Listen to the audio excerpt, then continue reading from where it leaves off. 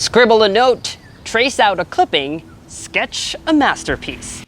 If there's one thing that sets Samsung's Galaxy Note line apart from any other, it's gotta be this, a bundled stylus called the S Pen. And while the Note is known for other things, the first smartphone with a big display, Samsung's best smartphone of the year every year, in many ways, it's this pen that defines it. So, this year, Samsung is rethinking the S Pen, and curiously enough, it's not just a pen anymore.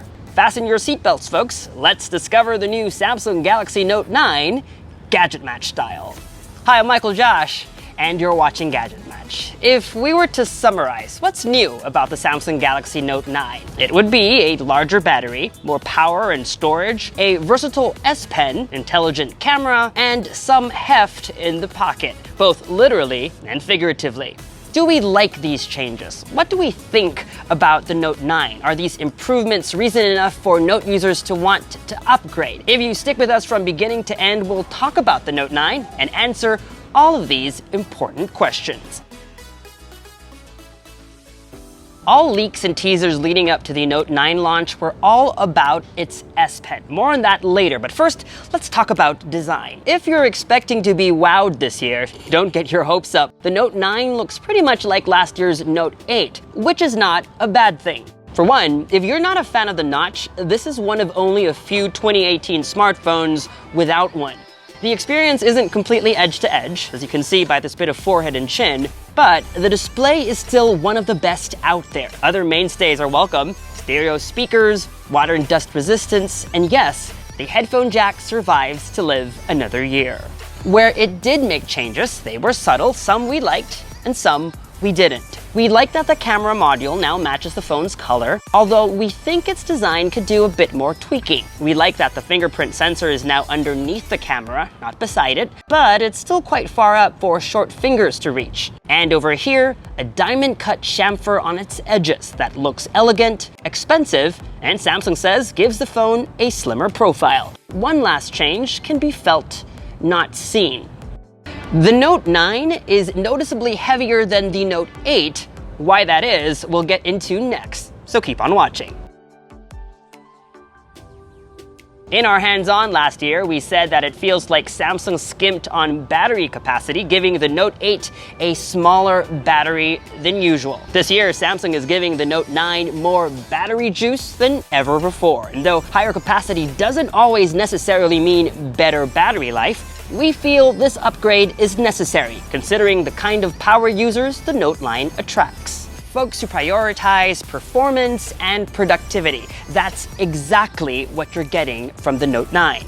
The Note 9 comes with top-of-the-line specs. There's also a heat pipe with improved cooling and smoother multitasking. But most noteworthy, no pun intended, is that the Note 9 can have up to 4 times more storage than last year's model. To our knowledge, only the Porsche edition Huawei Mate RS and the ROG phone from Asus offer as much. On the Note 9, you can top it up even further with an additional 512 gigabytes via a micro SD card, giving the phone a total of 1 terabyte of storage if you need it. Remember DeX, that system that converts flagship Samsung phones into a desktop experience? Since launch, that system required a dock to work. Well, now on the Note 9, all you need is this, a USB-C to HDMI cable. So when you have a meeting and need to impress, plug your phone into the TV, and you're all set. And what's next for the Note's defining feature? The S Pen is no longer just a stylus.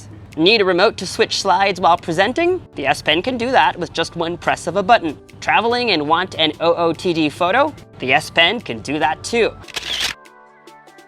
You can also use the S Pen to record an audio recording, say when you're doing an interview. And then there are less useful features, like clicking through photos on your gallery and setting your favorite app to launch with a press and hold.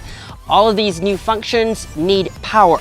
So the S Pen now has a built-in battery. With constant clicking, your battery will drain after about 30 minutes or about 200 clicks. But charging the S Pen is as simple as plugging it back into the Note 9. Samsung says it only needs 40 seconds to fully charge, but when we tried it, it actually got to 100% much faster than that. All other note-taking features work as they used to and won't consume any power. There's one caveat to all these new S Pen features.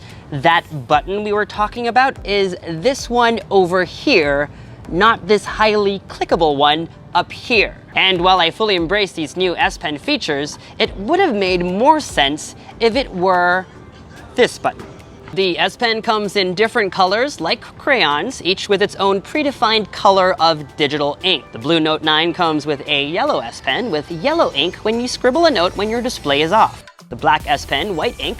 The metallic copper S Pen, a copper shade, and so on. Samsung says you can buy the other S Pen colors separately, and wouldn't it be cool if you could buy a range of other colors?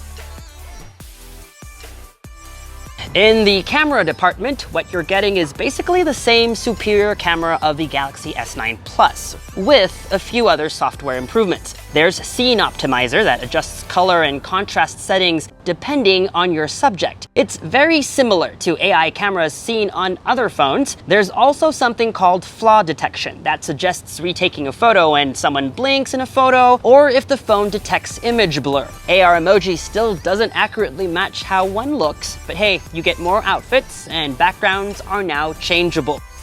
Almost every flagship and every mid-range smartphone now comes with dual main cameras, but I've gotta say, Samsung's implementation still remains one of my favorites. Live focus, in particular, remains to be my favorite feature, where you get to adjust background blur during and after taking the photo. And you get dual shot, meaning the phone saves both portrait and wide-angle versions of the photo. Because I take portraits often, control over background blur is very important to me because there isn't a phone just yet that can accurately do cutouts every single time. Here are a few sample photos we took using the Galaxy Note 9.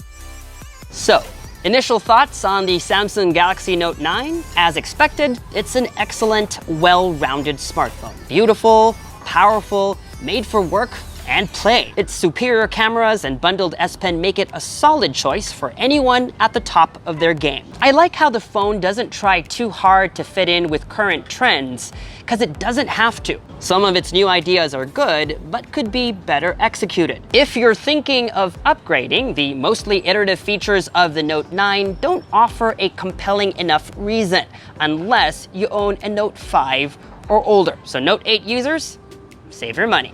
That said, this is a phone that ticks all the boxes, except maybe for its steep price tag in most markets, which leaves us asking the question, is the Samsung Galaxy Note 9 your gadget match? Our review video drops next week, so make sure to hit that subscribe button and the bell icon so you get notified as soon as we publish. Follow us on social media, and as always, make GadgetMatch.com your daily habit. Until the next video, I'm Michael Josh.